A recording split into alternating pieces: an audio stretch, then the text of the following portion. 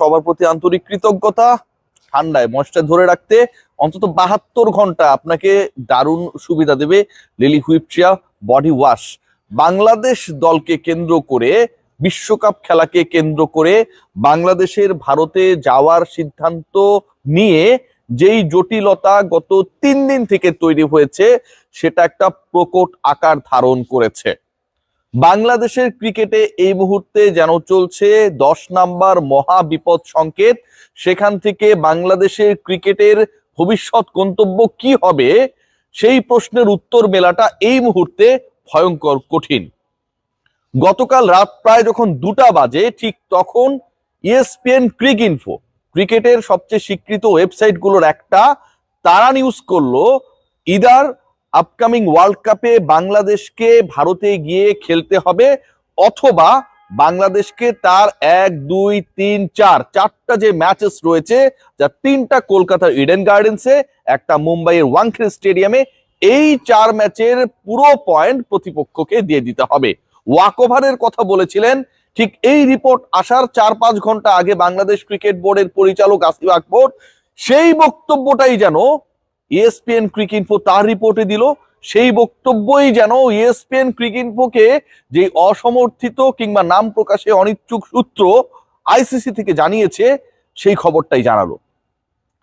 এরপরে বাংলাদেশের সোশ্যাল মিডিয়ায়, মূলধারার গণমাধ্যমে, সাধারণ মানুষের মাঝে ব্যাপক প্রতিক্রিয়া হয়েছে অনেকগুলো কারণে। ঠিক 2 দিন আগে আরেকটা ওয়েবসাইট, আপনারা জানেন যে এটাও ক্রিকেটের স্বীকৃত ওয়েবসাইট গুলোর একটা, ক্রিকবাজ, তারা রিপোর্ট করেছিল that ICC is considering the demand of Bangladesh Cricket Board BCB। ডিমান্ডটা কিসের? Shifting the venues India to Sri Lanka. এরপরে যে ঘটনাটা ঘটেছে এটা কোনোভাবে অ্যাকসেপ্টেবল না। ক্রিকবাজের খবর জানাচ্ছিল আমাদের আশাবাদী হতে, আর ক্রিক ইনফোর খবর চূড়ান্ত নৈরাশ্যের যে বাণী, সেই বাণীটাই যেন গতকাল মিডনাইটে বাংলাদেশি সমর্থক, বাংলাদেশি ক্রিকেট সাপোর্টার্স, গণমাধ্যম কর্মী সবার কাছে দিয়ে দিল। এরপরে এই ক্রিক ইনফোর খবরে আবার অন্যভাবেও আরেকটা চ্যাপ্টার রয়েছে যেটা আবার কিছুটা হলেও কনফিউশন ক্রিয়েট করে। তারা যে নিউজটা করেছে সেই নিউজের সোর্স আমি ক্রিক ইনফোকে অবিশ্বাস করতে চাই না। ডেফিনেটলি তাদের আমি বিশ্বাস করি। যেই ব্যক্তি বা যেই ব্যক্তিবর্গ তাদের এই নিউজ দিয়েছে, এর আরেকটা কাউন্টার পার্ট হচ্ছে বাংলাদেশ ক্রিকেট বোর্ড বিসিবির সাথে যোগাযোগ করা যখন হয়েছে বা বিসিবির মন্তব্য যখন জানার চেষ্টা করা হয়েছে, বাংলাদেশ ক্রিকেট বোর্ডের পক্ষ থেকে বলা হয়েছে এরকম কোনো কিছু ঘটে নাই।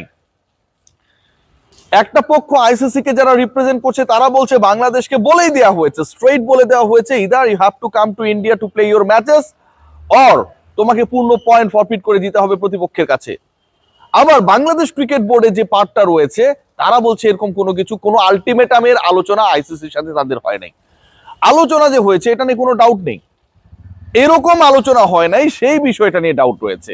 তার মানে গতকালকে যেই আলোচনাটা আমি করেছিলাম আমার লাস্ট কন্টেন্টে, যে আগামী 2-3-4 ঘন্টার মধ্যে বাংলাদেশ ক্রিকেট বোর্ড বিসিবির সাথে ICCর একটা আলোচনা হতে যাচ্ছে এবং সেই আলোচনার পরবর্তী সময় হয়তো আমরা 24 থেকে 48 ঘন্টার মধ্যে একটা রেজাল্ট পেতে যাব, সেই ঘটনাটা ঘটেছে গতকালকে বাংলাদেশ সময় বিকেলের দিকে। এবং সেটার আউটকাম নাম প্রকাশে অনিচ্ছুক সূত্রে ESPN ক্রিক ইনফো যেভাবে জানাচ্ছে, বাংলাদেশ ক্রিকেট বোর্ডের সোর্স আবার সেই ব্যাপারটাকে মানছে না। আমি যদি ধরে নেই যে বাংলাদেশকে ইন্ডিয়ায় গিয়েই খেলতে হবে অথবা বাংলাদেশকে বিশ্বকাপের পয়েন্টগুলো দিয়ে দিতে হবে, বাংলাদেশ কোন পথে যাবে? বাংলাদেশ ক্রিকেট বোর্ড, বাংলাদেশের সমর্থক, বাংলাদেশের সাংবাদিক, বাংলাদেশ সরকার, সবার যে অবস্থানটা, গত 3 দিনের যে অবস্থানটা, বাংলাদেশের বিভিন্ন মন্ত্রণালয়ের উপদেষ্টার দায়িত্বে যারা রয়েছেন তাদের অবস্থানটা খুব স্পষ্ট, খুব স্পেসিফিক, যে বাংলাদেশের ক্রিকেটারের সাথে, মুস্তাফিজুর রহমানের সাথে যে ঘটনা ঘটেছে, এটা ঘটেছে মূলত একজন বাংলাদেশির সাথে, এবং সেই বাংলাদেশি পুরো দেশকে রিপ্রেজেন্ট করতে যাচ্ছিলেন IPL এ। তার মাধ্যমে, তার সাথে যে ঘটনা ঘটেছে এর মাধ্যমে পুরো দেশকে অপমানিত করা হয়েছে। এটা আত্মসম্মানে বাধে, আমাদের ডিগনিটিকে অপমান করা হয়েছে, আমাদেরকে ছোট করা হয়েছে। সেই জায়গা থেকে বাংলাদেশ দল মুস্তাফিজের এই ঘটনার প্রতিবাদে তারা খেলতেই যাবে না, হয় বয়কট করবে অথবা অন্য ভেন্যুতে খেলা হবে। গতকাল পর্যন্ত ক্রিকেট বোর্ডের এই অবস্থান ছিল। এখন ICC যখন বলেই দিচ্ছে যে অন্য ভেন্যুতে খেলা দিব না, তখন অফিসিয়ালি কি বাংলাদেশ ক্রিকেট বোর্ড, বাংলাদেশ সরকার আজকে সেই ঘোষণা দিয়ে দিবে যে আমরা তাহলে বিশ্বকাপ বয়কট করছি? Seriously, it's going to be a big question. Bangladesh বলেছে কি যে বাংলাদেশ অন্য ভেন্যুতে খেলবে, অথবা যদি অন্য ভেন্যুতে খেলা দেওয়া না হয় তাহলে তারা বয়কট করবে। এই মুহূর্তে আইসিসির খবর জানাচ্ছে ইএসপিএন ক্রিকেট বোর্ড, তারা বলছে যে বাংলাদেশ ক্রিকেট বোর্ড যদি ইন্ডিয়ায় গিয়ে না খেলে তাহলে ভাই তাদেরকে আমরা পয়েন্ট কেড়ে নিব, পয়েন্ট দিব না, অন্য ভেন্যুতে খেলা হবে না। তাহলে বিসিবি এখন কি জানিয়ে দেবে আনুষ্ঠানিকভাবে যে yes we are going to boycott the upcoming world cup? এই প্রশ্নের উত্তর কিন্তু মেলাটা খুব ডিফিকাল্ট।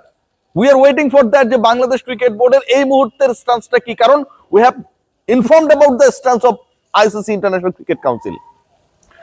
জেনে অবাক হবেন যে আইসিসি ইন্টারন্যাশনাল ক্রিকেট কাউন্সিল বিসিবির সাথে গতকালকে যে ভার্চুয়াল বৈঠকটা করেছে তার আগে কয়েক দফা বিসিসিআই এর সাথে মিটিং করেছে, অথচ বিসিসিআই এর সাথে মিটিং করার চেয়ে বেশি গুরুত্বপূর্ণ ছিল বিসিবির সাথে আরো ফাস্টেস্ট টাইমের মধ্যে একাধিকবার আলোচনা করা, বাংলাদেশ ক্রিকেট বোর্ডকে মানানোর চেষ্টা করা। আইসিসি করেছে কি? ICC Indian cricket board BCCI যেটা চায় সেটা মেনে সেই রেজাল্টটা বিসিবি কে জানিয়ে দিয়েছে। অথচ প্রবলেমটা হচ্ছে বিসিসিআই এর, ভারতের সরকারের, তাদের ক্রিকেট বোর্ডের। আইসিসি তাদেরকে আলটিমেটাম দেবে, তোমরা এটা সলভ করো, তোমরা বিসিবির সাথে বসো, বিসিবি কে তোমরা ম্যানেজ করার চেষ্টা করো, তোমাদের সয়েলে যেন ওয়ার্ল্ড কাপ খেলতে আসে। সেটা না করে তাদের সাথে কয়েক দফা বসেছে, তারা কি চায় সেই ডিসিশনটা অ্যাপ্লাই করেছে বিসিবির উপর, বাংলাদেশের 18 কোটি মানুষের উপর। This is what is ICC is. এরপরে যে ঘটনা ঘটতে যাচ্ছে সেটা আরো ভয়াবহ হতে পারে যতটুকু শোনা যাচ্ছে, যেহেতু এখন এটা হেড টু হেড হয়ে গেছে, গভর্নমেন্ট টু গভর্নমেন্ট হয়ে গেছে, বিসিবি টু বিসিসিআই হয়ে গেছে, এবং সবচেয়ে বড় ব্যাপার যেটা বিসিবি টু বিসিসিআই যখন হয়ে গেছে এটা পক্ষান্তরে বিসিবি টু আইসিসি হয়ে গেছে, কারণ বিসিসিআই যারা চালায় তারা আইসিসি নিয়ন্ত্রণ করে।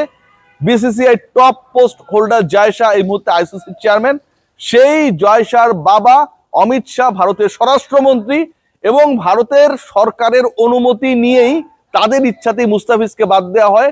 সকল ঘটনা ঘটেছে ভারতীয় সরকারের ইচ্ছায়, যেহেতু তাদের সরকারের ইচ্ছায় এই ঘটনাগুলো ঘটেছে এবং সেই সরকারের মন্ত্রীর ছেলে আইসিসির চেয়ারম্যানের দায়িত্বে রয়েছে, তার মানে বাংলাদেশ ক্রিকেট বোর্ডের উপরে একটা স্যাংশনও আসতে পারে।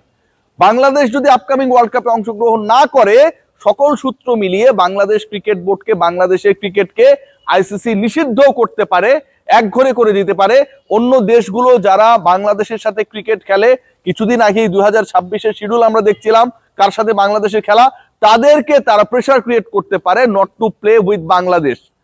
তাদেরকে তারা প্রেসার ক্রিয়েট করতে পারে, তোমরা বাংলাদেশে গিয়ে খেলো না, বাংলাদেশ নিরাপদ না, ভারত তাদের আপকামিং ট্যুরটাকে বাতিল করেছে, সো তোমরা যদি ইন্ডিয়ার সাথে খেলতে চাও বাংলাদেশের সাথে তোমাদের খেলা যাবে না।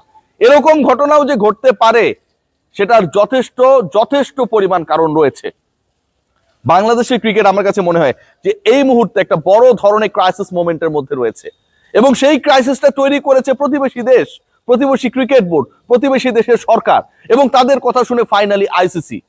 একটা দেশ একজন ক্রিকেটারের নিরাপত্তা দিতে পারবে না, সেই দেশটা কিভাবে একটা দলের নিরাপত্তা দিবে, তার সমর্থকদের নিরাপত্তা দিবে, সেই প্রশ্ন যখন বাংলাদেশের পক্ষ থেকে, বিসিবির পক্ষ থেকে তোলা হয়, এটা খুবই যৌক্তিক প্রশ্ন। এবং সেই প্রশ্নের উত্তরে যখন আইসিসি বলে দেয় যে নিরাপত্তা দিতে পারুক আর না পারুক, তোর এখানে এসে খেলা লাগবে, না হলে তোর খেলার দরকার নাই, এর থেকে অবান্তর ঘটনা আর ঘটতে পারে না। আমরা জানি না শেষ পর্যন্ত কি হবে, তবে আজকে দিন শেষ হবার আগে আমরা ডেফিনেটলি বাংলাদেশ ক্রিকেট বোর্ডের অফিসিয়াল স্টেটমেন্ট পাবো। সেই স্টেটমেন্টের অপেক্ষায় আমরা সবাই রয়েছি।